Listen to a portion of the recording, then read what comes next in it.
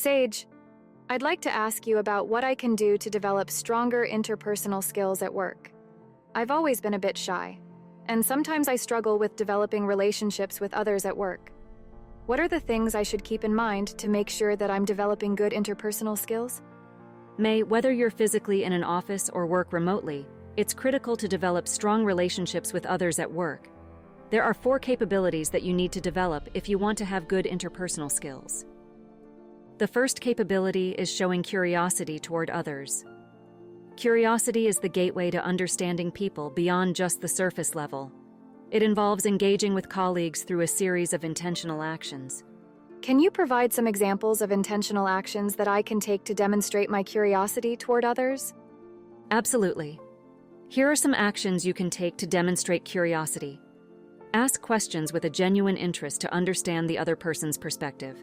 For example, you might say, "I see you have concerns about the timeline for our project.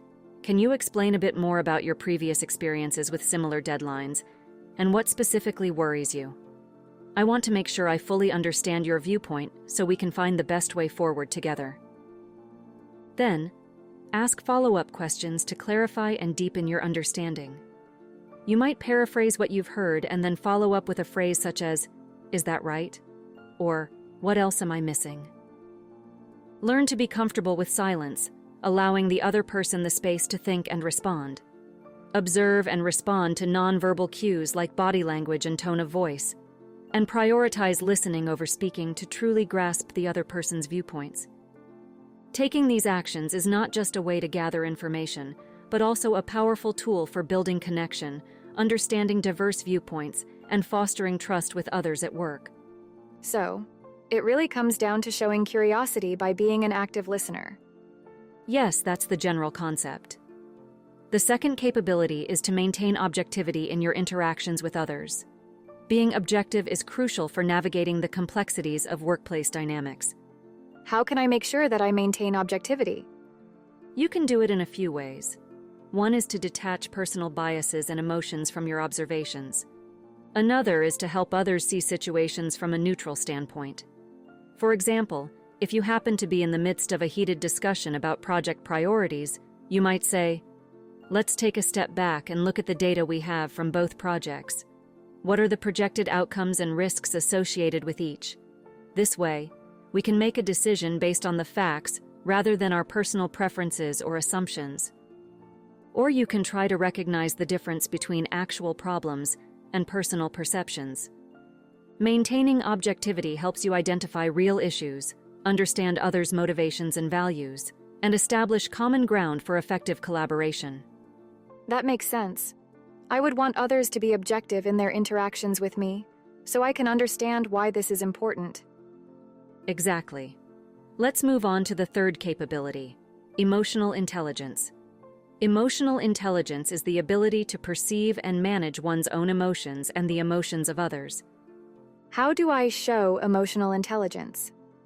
Demonstrating emotional intelligence encompasses these actions. First, perspective taking, or said another way, making the effort to see the world through another person's eyes. For example, after observing a colleague's reaction in a meeting, you might say, "I saw that you had some reservations about the new project proposal during the meeting. From your perspective, it might seem like there are significant risks involved. Can you share more about your concerns? Understanding your viewpoint could help us address these issues more effectively together." Next is making an effort to understand the underlying beliefs and experiences that shape other people's viewpoints. Another action is expressing empathy and adapting your communication strategies based on the individual. That's very helpful. You said there are 4 capabilities, so what's the 4th? The 4th is being trustworthy. Trust is the foundation of any strong relationship, including those in the workplace. Trustworthiness is demonstrated through a few key actions. 1. Open and respectful communication, even in disagreement. For example, if you disagree with a colleague on a key issue, you might say, "I understand that we have different views on how to proceed with the marketing strategy.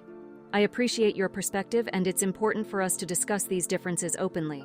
Let's explore the reasons behind our viewpoints to ensure we make the most informed decision possible." 2. sharing personal experiences and being open to vulnerability. 3. Keeping confidences and following through on your commitments. And 4. Prioritizing the well-being of others and aiming to contribute positively to their lives. Trustworthiness creates a safe and supportive environment where individuals feel valued and understood. This, in turn, enhances collaboration and facilitates the resolution of conflicts and misunderstandings. So, there you have it. The 4 competencies required for strong interpersonal relationships.